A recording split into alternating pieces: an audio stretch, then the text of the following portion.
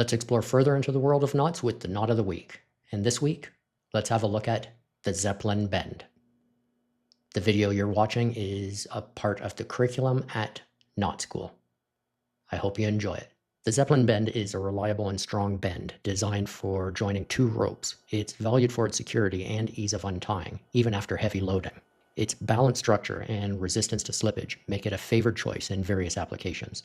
The Zeppelin Bend is classified as a bend, and bends are knots used to join two ropes together. The Zeppelin Bend is also sometimes referred to as the Rosendahl Bend. Structurally, the Zeppelin Bend is formed by interlocking two mirrored loops, creating a symmetrical and balanced bend. It shares similarities with other bends, such as the Hunter's Bend, but its specific configuration provides a secure hold while remaining relatively easy to untie.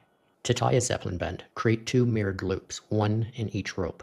Then interlock these loops by passing the working end of each rope through the loop formed by the other rope. Dress and tighten the knot. Ensure the loops are properly engaged. The Zeppelin Bend finds use in applications where a strong and reliable bend is required, particularly in aviation, rigging, and general rope work. It's used in situations where a secure connection is needed, but the ability to untie the knot after loading is also important.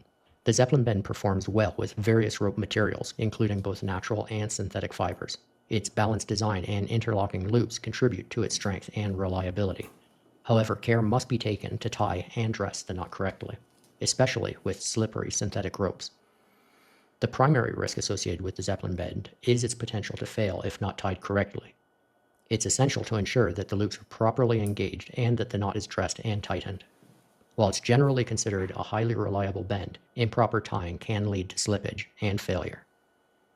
The Zeppelin Bend is not documented in the Ashley Book of Knots.